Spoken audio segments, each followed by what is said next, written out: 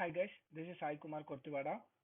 In this video, we will learn what are the properties of an Angular component and how we can inject our Angular component into other components. Before watching this video, I recommend you to watch my previous videos for better understanding. In my previous videos, I have explained what are Angular components and how to create them. Let me quickly jump into Visual Studio Code. Here I have created a demo one project by using Angular CLI, which is a default project which I have been created.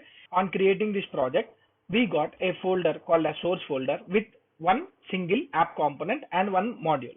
Let me try to create one more component that is a custom component called as injection component. Let me say ng generate component. Component name is injection, and I don't want to use spec files.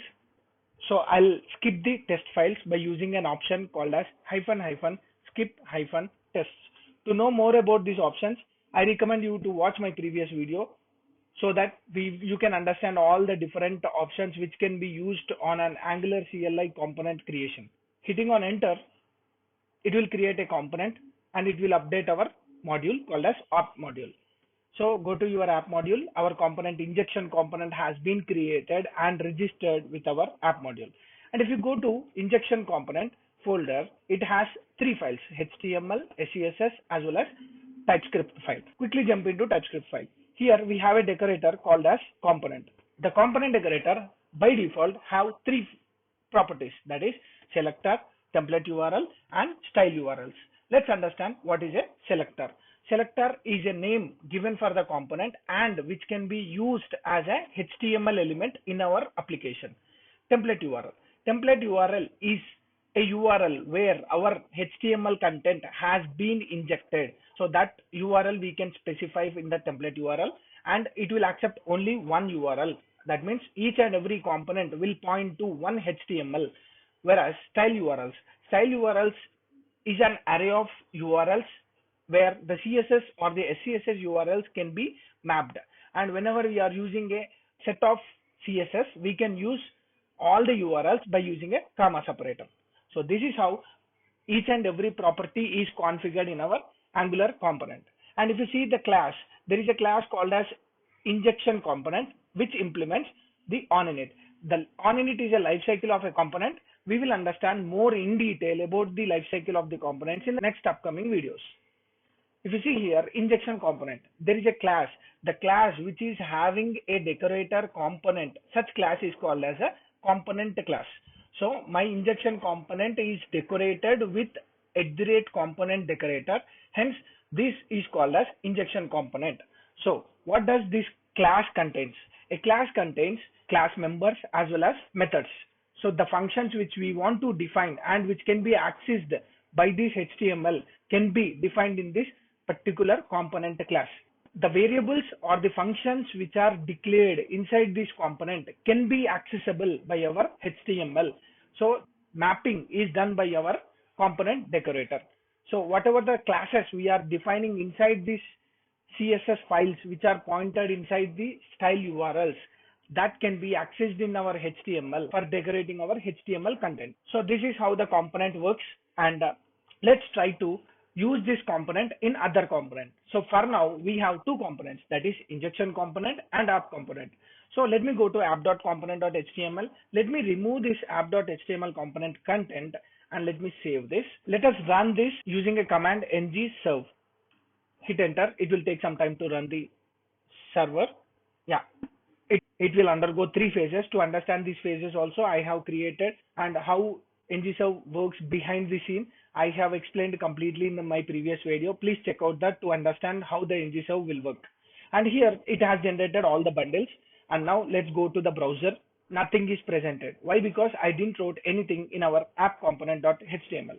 Let me write something called as h1 app component. Save it. Angular has a capability to live reload all the content once we save the file. So it has been reloaded again and the build is successful. Let me go back to browser and you can see app component. It will reload our browser automatically. So let me go back. Now our question is, why app component is rendering? Why not injection component? If you see our index.html app root, the app root is the selector which is pointing to our index.html, and our application does not know anything about our components. It knows only about the index.html. So this index.html contains a app root. If you see the app.component.ts, the selector is app root. So app root is my selector, and that selector has been injected in my index.html. That is why app root is considered as a root component for our application. So that is the reason it is generating only the HTML which is written inside our app component. Now we have created our injection component. In the same way how we are using our app component inside our index.html, we can use our injection component selector like app injection in any of our HTML content as a HTML element. Let me copy this selector and use this selector inside this app component as a HTML element. If you see this looks like a HTML element like h1, paragraph, and other tags. In the same way, our component can also be used as a HTML element by using its selector. So that is the advantage of a selector, and that is used for identifying our component. Let me go back, and if you see here, injection works, where this injection works statement came. So if you see here, we have app component, but app injection is injected into our component. So let's go to app component.ts. It will fetch all the component properties. From this, it will fetch the template URL. What is this template URL? Injection.component.html. So it will jump into injection.component.html. It takes all the content which is written here inside this injection.component.html, and it will replace our selector with the content. So internally, Angular is replacing our selectors with the HTML content inside the component. So that is the reason we are seeing injection works. So let me go to injection.component.html. Let me change this with h1. I'll say that I am in injection component. Let me save this and go back. If you see here, it is giving I am in injection components. That means it is completely fetching all the HTML content and it is replacing our selector internally, and this whole content will be displayed and replaced in our index.html. That will be taken care by our Angular itself. So that is why Angular is called as single page application. If you see index.html, it will have only one index.html and the content will be managed based on the selectors. So this is how our selector is used for us, and there is one other way of creating our components. So let me create a component without our template URL. So let me create ng generate component. Let me say injection hyphen inline template. So there is an option called as inline hyphen template.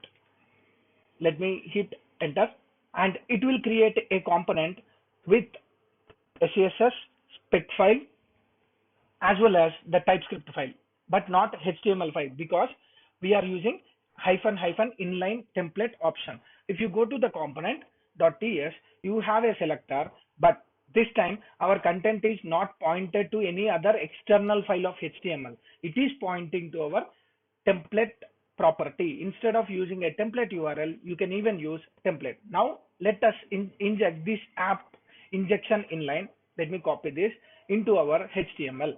Let me paste below the app injection and let me save this. If you see here, it has been successfully compiled, and let me go back to the browser. If you see here, injection inline works. So where the injection inline works statement is coming, it is coming from the template. This is how you can use a template and a template URL. When you have a set of statements or set of HTML content which is very heavy, or if you are having more than 10 to 15 elements inside your HTML content, it is always recommended to use a template URL. But whenever you are having a component with only 2 or 3 elements which are used in your component, then go with template. So this is the difference between template and template URL.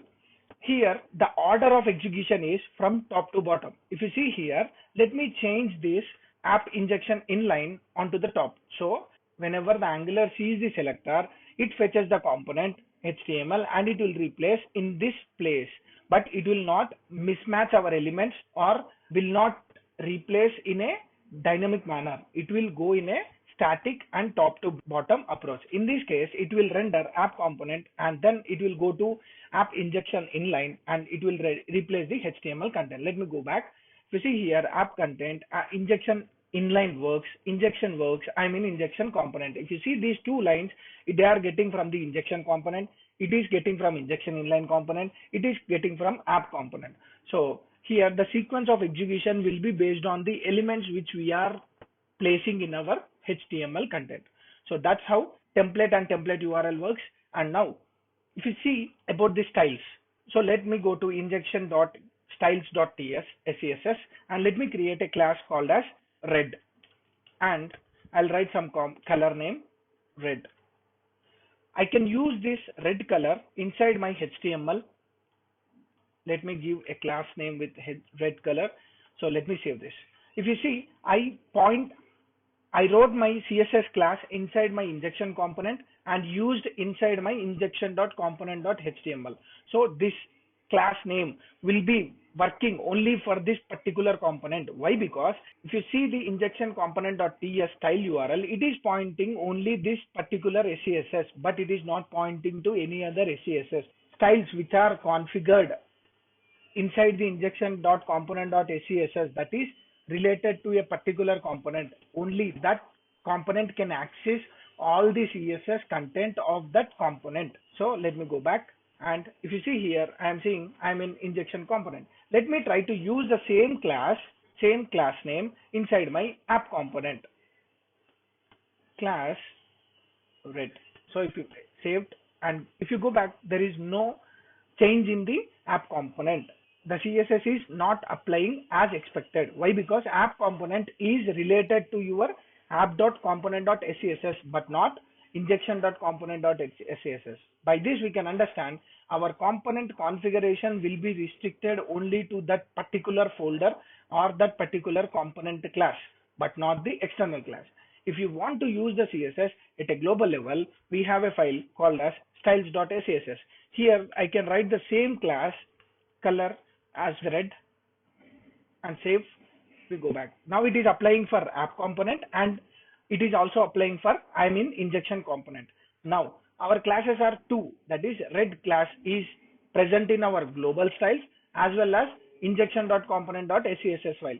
Now which will be taken as a priority. Always the global, if you change the global to blue, this blue will be affected only the HTML content where the CSS is not present. For example, app.component.html does not have a color red inside its CSS file. So there is no CSS file called as red inside the app.component.html. It will prefer to get the class from the global styles, whereas injection.scss have the red color class inside the injection component. So whenever it is getting the classes from the global, it will try to override our classes. That means the local classes or the local component CSS classes. So if we go back, app component is showing blue, that is we got it from global CSS, whereas injection is overridden with the local CSS classes called as red. So that is how the styles will work. The priority order is component, then it will go to the global CSS. If it is unable to find the class inside the injection component, then it will go to the global CSS. If it is not able to find the class in the global CSS, then it will ignore. It will not throw any error. For example, let me go back to injection component.html. Let me use red1. So red1 is a class which is not available in throughout the application. If you go back here, it is going to the default color. Okay, so this is how style and style URLs will be working. So just to recollect all these scenarios, we'll go back and understand what is a selector. A selector is a name given for a component and that can be used as a HTML element. Template URL. We have two properties for using template. One is template URL and template. Whenever you want to point to the external HTML file, we can use template URL. Template URL will accept only one URL. Whereas template is used to maintain your HTML inside your TypeScript file itself. But this can be used only whenever you have less than 3 or 4 elements in your component. If you have large number of elements, it is always recommended to use template URL. The disadvantage of using template property is you will not get any intelligence. Whereas if you come to style URLs accepts an array of URLs. That means you can give a set of CSS files or the paths which are pointing to the different CSS files, and if you see the component, you have a view that is presenting in your HTML and CSS. This also comes under the view. Whereas in the PS, you have methods as well as variables which can be defined in our component. So that is why every component in Angular follows MVC, and it is also called as MVVC. We'll come across what is MVC and what are MVVC in the upcoming videos. So Angular is a MVC component based architecture. As per our understanding, every component, whatever we are creating, it has to be registered in at least one module. So here we have a module, app module, and our components are getting registered here. Let's understand if our component does not register. Let me remove this injection inline component and let me save this. If you see here, I have removed the registry of that component from my app module, and I am trying to use the selector app injection inline. So what it is throwing an error. So app injection inline is not a known element. If app injection inline is an Angular component, then verify that it is a part of this module. So where I am using inside the app component, where this app component exists inside the app module. So it is telling us verify whether that app component has that particular component which is registered or not. So this is one of the problem or one of the error you may be encounter if you are not registering particular component to a respective module. So let me try to inject or register and let me save this. If you see, it has been compiled successfully. So whenever our application is getting loaded, whatever the selectors we are using inside any component, that selector need to be registered in the respective module. So that is the reason we will be using declarations for registering our components. If you are not registering your component, the project cannot identify the elements or the components which you are using. So you are telling to the Angular project that these are my components, please use them by using a declarations property of a app module. This one. This is how the component works, and hope you guys like this video. If you like this video, please like, share, subscribe my channel for more updates. Signing off. Thank you.